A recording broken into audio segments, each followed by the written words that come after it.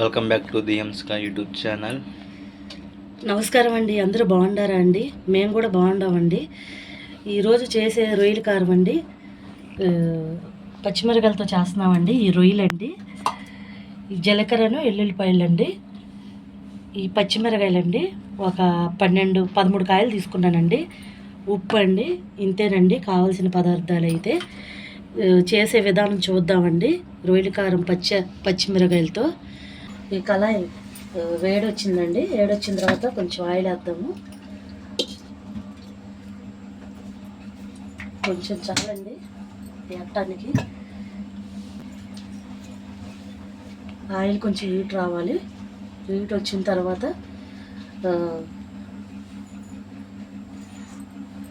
ఈ రొయ్యలు ముందు చక్కగా వేపాలండి.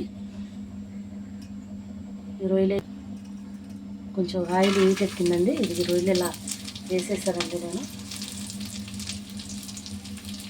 క్లీన్ చేశానండి, కానీ అక్కడక్కడ కొంచెం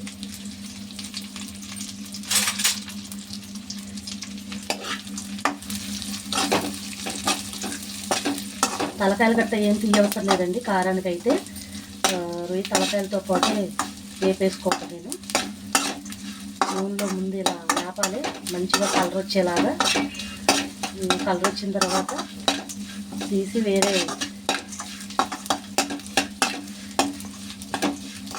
బాగుండిద్దండి. ఒకసారి ట్రై చేసి చూడండి ఇంట్లో. రొయ్యల కారం చాలా బాగుండిద్ది. వీళ్ళు చింతపండు అయ్యేం నెయ్యి అవసరం లేదు. రొయ్యలు, పచ్చిమిరకాయలు, జీలకర్ర, వెల్లుల్లిపాయలు, ఉప్పు, అంతేనండి కావాల్సింది. రొయ్యలు ఎంతో చేపు ఏగవు కాబట్టి ఏగిపోయినాయండి. ఏగిన తర్వాత ఈ గిన్నెలోకి తీసేస్తున్నాను నేను. ఇలా తీసేసుకోవటమేమో.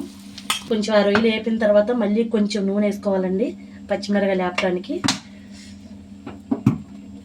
వేగిన తర్వాత ఇలా కొంచెం మధ్యలోకి తుంపి వేస్తున్నానండి. ఎందుకనంటే పచ్చిమిరకాయలు వేస్తే పేలుతాయి కదా.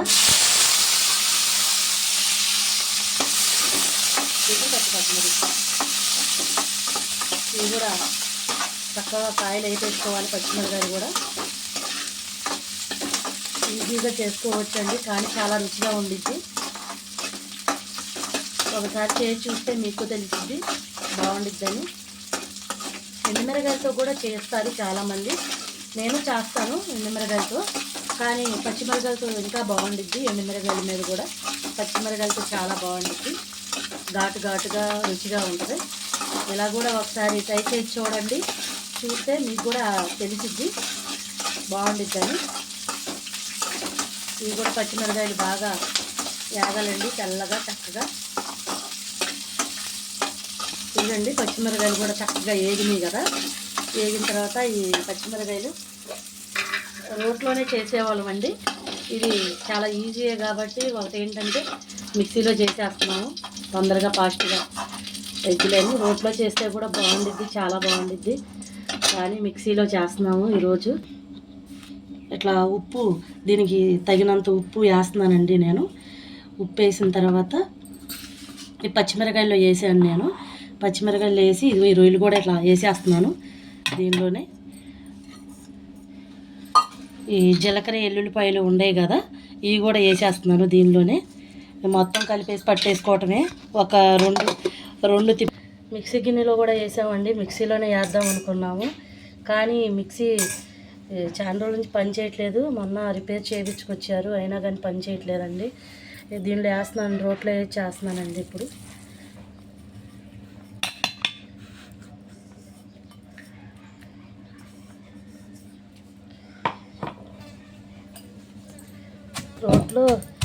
రోట్లోనే చేద్దాం అనుకున్నాం, కానీ మిక్సీలో అయితే కొంచెం ఇద్దులే, కొంచెం బయటికి వెళ్ళే పని ఉంది అనుకున్నామండి. కానీ మిక్సీ ఏమో పని చేయట్లేదు, ఆగిపోయింది. అందుకే ఇంకా రోట్లో చేస్తున్నామండి.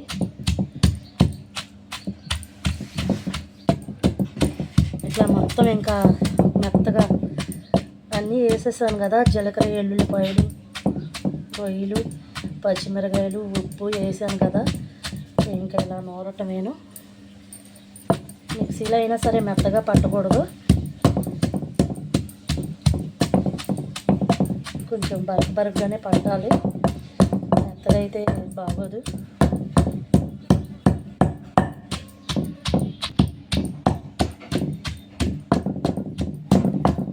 రోలే శాపం పెట్టిందండి. రోజు రోట్లో చేస్తారు, ఈరోజు మిక్సీలో చేస్తారా అని శాపం పెట్టింది రోలు. అందుకే మళ్ళీ రోల్ దగ్గరికి మమ్మల్ని రప్పించింది.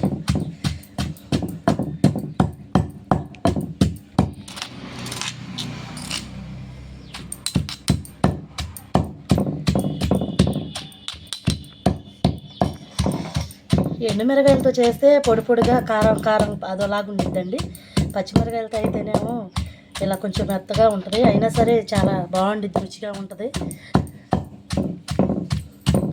ఇలా ఒకసారి మీ ఇంట్లో ట్రై చేసి చూడండి.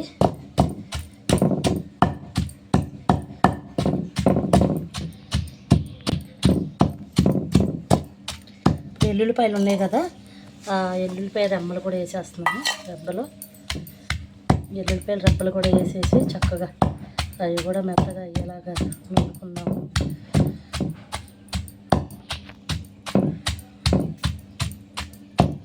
ఉప్పు చూద్దామండి.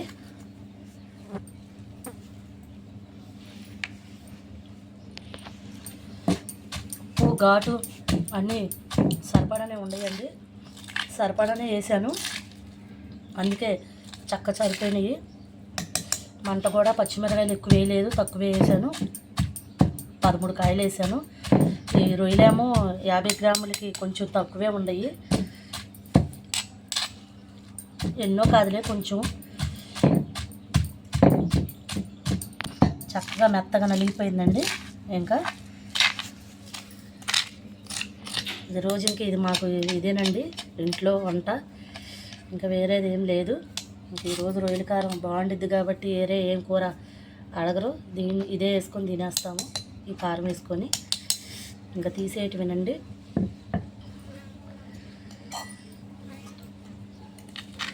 ఇదిగోండి ఇలా నలిగింది, చక్కగా ఇలా నలిగిందండి. రుచి కూడా చాలా బాగుంది.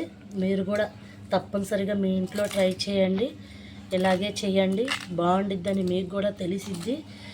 ఈ కారం నచ్చినట్లయితే నన్ను లైక్ చేయండి, సపోర్ట్ చేయండి, షేర్ చేయండి, సబ్స్క్రైబ్ చేయండి.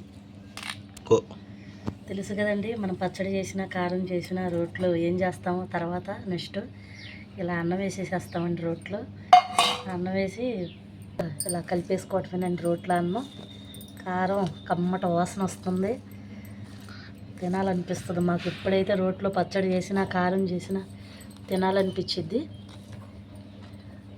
శుభ్రంగా ఇలా కలుపుకొని, కారం సరిపోయినట్లేదండి, కొంచెం వేద్దాం.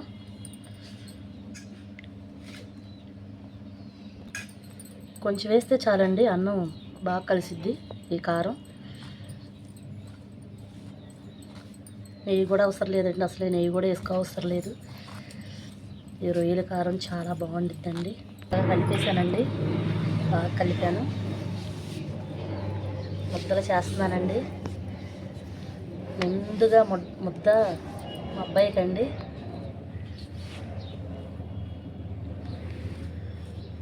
తర్వాత ముద్ద మా అమ్మాయికండి, తర్వాత ఇలా చక్కగా చాలా బాగుందండి. ఘాటుగా ఆ కారం తగులుతా చాలా బాగుంది, రుచిగా ఉంది. మీరు కూడా చేయండి. ఒక ముద్ద తిన్నానండి అంతే, వీళ్ళిద్దరు చెరో పక్కన వాళ్ళకే పెట్టేయాల్సి వస్తుంది మొత్తం. అయితేలేండి, తినేది వాళ్ళే కదా, వాళ్ళ కోసమేగా చేసింది నేను.